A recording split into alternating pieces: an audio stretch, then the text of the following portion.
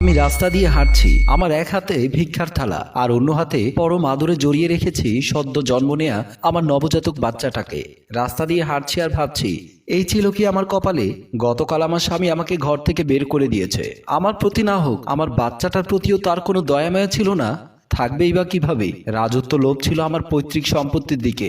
সম্পত্তি হাতছাড়া হওয়াতেই রাজু আমাকে ঘর থেকে বের করে দিয়েছে। কথাগুলো ভাবতে ভাবতে রাস্তা দিয়ে হেঁটে যাচ্ছিলাম আমি। এই শহরের প্রায় বিল্ডিং এর গেটে লক করা থাকে, তাই ইচ্ছে করলেও যে কোনো বিল্ডিং এ ঢুকে ভিক্ষা খোঁজা যায় না। প্রায় সবকটি বিল্ডিং এর গেট লক করা। ওই তো একটা বিল্ডিং এর গেট হালকা খোলা দেখা যাচ্ছে। বাচ্চাকে জড়িয়ে ধরে আরেক হাতে ভিক্ষার থালাটা নিয়ে যখন আমি গেট দিয়ে ঢুকতে যাব, ঠিক তখনই ওই বিল্ডিং এর দারোয়ান শফিউল আমার পথ রোধ করলো। দারোয়ান বলল, এই মহিলা, এখানে ঢোকা যাবে না। দেখুন ভাই, আমি সকাল থেকে কিচ্ছু খাইনি, আমাকে কিছু খেতে দিন। আমি নিজে খেতে পাই না, তোকে কোত্থেকে খেতে দেব? আমি বললাম, আমি কিছু না খেলে যে আমার বাচ্চা দুধ পাবে না। তোর বাচ্চা দুধ না পেলে আমার কি করার আছে? তুই এখান থেকে যা, এই বাড়ির মালিক দেখলে আমার চাকরি যাবে। আমি বললাম, মালিক না দেখে মতো আমি বিল্ডিং এর উপরে গিয়ে ভাড়াটিয়াদের কাছ থেকে কিছু চেয়ে নেব। দারোয়ান শফিউল বলল, ভাড়াটিয়ারা মালিকের কাছে অভিযোগ দিলে আমার চাকরি যাবে, এখান থেকে যা বলছি। এমন সময় বাড়ির মালিক শফিউলকে ডাক দিল, শফিউল, একটু এদিকে আসো তো। শফিউল তখন আমার দিকে তাকিয়ে বলল, এই তাড়াতাড়ি বিদায় হ। বলেই শফিউল যেদিক থেকে বাড়ির মালিক ডাকছিল ওই দিকে চলে গেল। সুযোগটা আমি হাতছাড়া করলাম না। বিল্ডিং এর ভেতর ঢুকে গেলাম। সিঁড়ি বেয়ে উঠতে খুব কষ্ট হচ্ছে। গতকাল রাতেও তেমন কিছু খেতে পারিনি।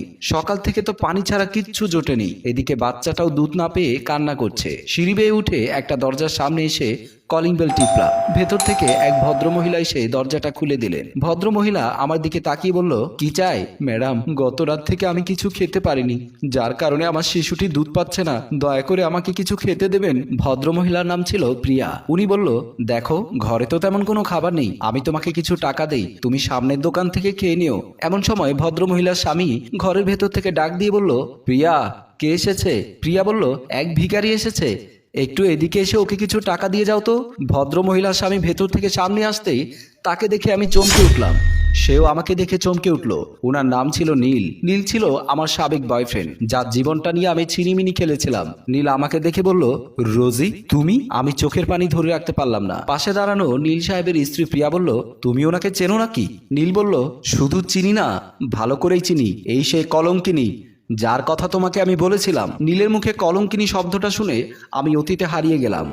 আমি শোয়া থেকে উঠে বসতে বসতে বললাম, আরেকবার হবে নাকি? নীল বলল, ব্যাপার কি? তুমি তো কখনো এভাবে বলো না, আজ নিজে থেকে আমাকে এত বেশি জোর করছো কেন? আমি বললাম, আর হয়তো বা কখনো আমাকে এভাবে পাবে না। নীল কথাটা শুনে কিছুটা অবাক হলো। আমার সাথে দুষ্টামি করছো?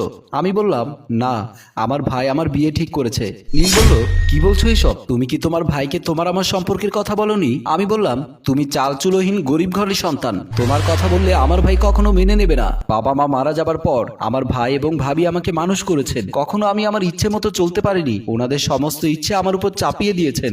আমি শুধু আমার ইচ্ছেতেই তোমার সাথে প্রেমটা করেছি, বিয়েটা আমাকে ওদের ইচ্ছেতেই করতে হবে। নীল বলল, তাহলে কেন আমার জীবনটা নিয়ে এভাবে ছিনিমিনি খেলেছো? আমি বললাম, তোমার জীবন নিয়ে আমি ছিনিমিনি খেলিনি। তুমি আমাকে বিয়ে করলে যা পেতে, বিয়ের আগে আমি তা তোমাকে দিয়ে দিয়েছি। সুতরাং তুমি অন্য কোনো একটা মেয়েকে বিয়ে করে সুখী হও। বলেই আমি ওখান থেকে উঠে চলে আসলাম। আমার চলে যাওয়ার পানে তাকিয়ে রইল নীল। আমাকে বাধা দেওয়ার কোনো ক্ষমতাই তার ছিল না, তাই অসহায়ের মতো দু চোখের অশ্রু বিসর্জন দিল। এই ঘটনার বেশ কিছুদিন পরে রাজুর সাথে আমার বিয়ে হয়ে গেল। আমাদের ড্রয়িং রুমে আমি ভাবিকে জড়িয়ে ধরে আছি। রাজু আমার ভাই মমিন সাহেবকে সালাম করলো। মমিন সাহেব বলল, আমার একমাত্র বোনকে তোমার হাতে তুলে দিলাম, দেখো ওর যেন কোনো অযত্ন না হয়। রাজু বলল, ভাইয়া, আপনারা টেনশন করতে হবে না, আমারও বাবা মা বেঁচে নেই। আমি ভাই ভাবি সংসারে বড় হয়েছি, আশা করি রোজির তেমন কোনো কষ্ট হবে না। আমি ভাবিকে সালাম করলাম। আমার ভাবি দোলা বেগম বলল, কান্না করতে হবে না, যখন মন চাইবে উনি জামাইকে নিয়ে চলে আসবি। আমি বললাম, তোমাদের ছেড়ে যেতে আমার কষ্ট হচ্ছে ভাবি। ভাবি বলল, কষ্ট হলেও কিছু করার নেই, কারণ মেয়েদের একদিন না একদিন স্বামীর সংসারে যেতে হয়। রাজু বলল, বাহিরে অতিথিরা সবাই দাঁড়িয়ে আছে। মোমিন সাহেব বলল, যা বোন, আর দেরি করিস না। দোলা বেগম বলল, চলো আমরা ওদের গাড়ি পর্যন্ত এগিয়ে দিয়ে আসি। ভাই আর ভাবি আমাদেরকে গাড়ি পর্যন্ত এগিয়ে দিতে আসলো। বাসর ঘরে আমি বসে আছি, কারো কোনো সারা শব্দ নেই। রাজু ভাই আর ভাবি এসেছিল, আমাকে ঘরে তুলে দেওয়ার পর ঘন্টাখানেক ওরা ছিল। তারপর সারা ঘরে আমাকে একা রেখে যে যার মতো চলে গেল। এমনকি রাজুর ভাই ভাবিরাও চলে গেল। ওদের আচরণে বুঝতে পারলাম ওরা কিছুটা স্বার্থপর টাইপের। একা বাসর ঘরে আমি বসে আছি, রাজুর কোনো খবর নেই। একটু পরে খেয়াল করলাম রাজু হালকা ঢুলতে ঢুলতে ঘরের মধ্যে প্রবেশ করে দরজা লক করলো। আমি বুঝতে পারলাম রাজু কিছু একটা খেয়ে এসেছে। জীবনে এই প্রথম রাজুর এমন আচরণে নীলের কথা আমাকে মনে করিয়ে দিল। একবার নীলের সাথে মেলামেশা করে ওঠার পর জামা গায়ে দিতে দিতে নীলকে বললাম, তোমার কাছে সিগারেট হবে? থাকলে একটা সিগারেট ধরাও। নীল আমাকে বলল, ওসব ছাইপাশ আমি মুখে নেই না। আমি বললাম, সিগারেট যারা খায় না ওদেরকে পুরুষের মতো লাগে না। নীল আমাকে প্রশ্ন করলো, তুমি খাও নাকি? আমি বললাম, মাঝে মধ্যে বান্ধবীদের পাল্লায় পড়লে দুই একটা টান দেই। নীল আমাকে বলল, সাবধান, আমার সাথে রিলেশন কন্টিনিউ করতে চাইলে ওসব ছাড়তে হবে। তখন মনে হয়েছিল কোনো একটা গেও ভূতের সাথে রিলেশন করছি। আর এখন রাজু বাসর ঘরে নেশা করে এসেছে, তা দেখে আমার মনে হচ্ছে কোন একটা নেশাখোরের সাথে সংসার করতে যাচ্ছি রে বাবা। রাজু আমার পাশে এসে বসলো, তারপর আমার দিকে তাকিয়ে একটু তাচ্ছিল্যের হাসি এসে বলল, don't worry, it's fashion, I hope you will be adjust me. তারপর কোনো কথা না বাড়িয়ে আমার ইচ্ছের বিরুদ্ধে আমাকে জড়িয়ে ধরে বাসর ঘরে সব পুরুষরা যা করে তাই করার জন্য শুয়ে পড়লো। সে যখন আমার সাথে ওসব করছিল তখন আমার কেন জানি নিজেকে মনে হলো আমি কোনো ভোগ্যপণ্য, আমার চাওয়া পাওয়ার কি কোনো মূল্য আমার স্বামীর কাছে নেই। এভাবে কেটে গেল অনেকটা দিন। এখন আমি দিনে মানে গর্ভবতী। আজ আমার স্বামী অফিসে যাবার জন্য তৈরি হচ্ছিল। তাকে অনেকবার বলেছি একটা সপ্তাহ অফিস থেকে ছুটি নিতে, কারণ বাসায় আমি একা থাকি। ব্যথা উঠলে কেউ যে আমার পাশে থাকবে এমন কেউ এই বাসায় নেই। তাকে অনেকবার বলেছিলাম তার ভাবি না হোক, অন্তত আমার ভাবিকে যেন একটা মাসের জন্য এই বাসায় এনে রাখে। সে আমার কথা শোনেনি। আমি ডাইনিং রুমে ওর জন্য নাস্তা রেডি করছিলাম। পেটটা বেশি বড় হয়ে যাওয়াতে ঠিকমতো দাঁড়াতেও পারছিলাম না। রাজু এসে নাস্তা খেতে খেতে বলল, তোমার ভাইকে ফোন করো, তোমার ভাগের সম্পত্তি কখন তোমার নামে লিখে দেবে সেটা জিজ্ঞেস করো। আমি বললাম, তোমাকে তো আমি আগেও বলেছি এই কথা আমি আমার ভাইকে বলতে পারবো না।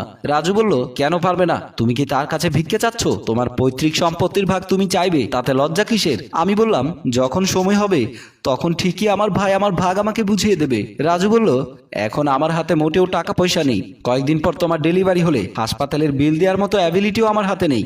আমি বললাম, যদি বউকে পালতে না পারো তাহলে বিয়ে করেছিলে কেন?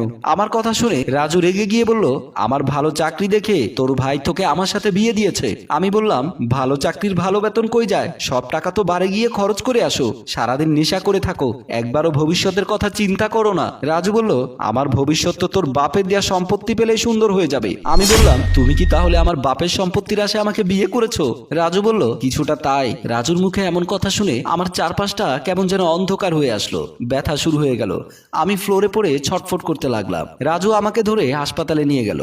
হাসপাতালের বেডে আমি শুয়ে আছি। কিছুক্ষণ আগে আমার ফুটফুটে একটা কন্যা সন্তান হয়েছে। আমার সিটের পাশে রাজু বাচ্চাকে কোলে নিয়ে দাঁড়িয়ে আছে। একটু পরে ডাক্তার সাইফুল একটা বিলের কাগজ এনে রাজুর হাতে দিয়ে বলল, 85,000 টাকা বিল এসেছে, টাকাটা পরিশোধ করে আপনার স্ত্রীকে বাড়িতে নিয়ে যান। বলেই বিলের কাগজটা রাজুর হাতে দিয়ে ডাক্তার সাইফুল চলে গেল। বাচ্চাটা আমার বুকের কাছে শুয়ে দিয়ে রাজু চলে যাচ্ছিল। আমি বললাম, কই যাচ্ছ?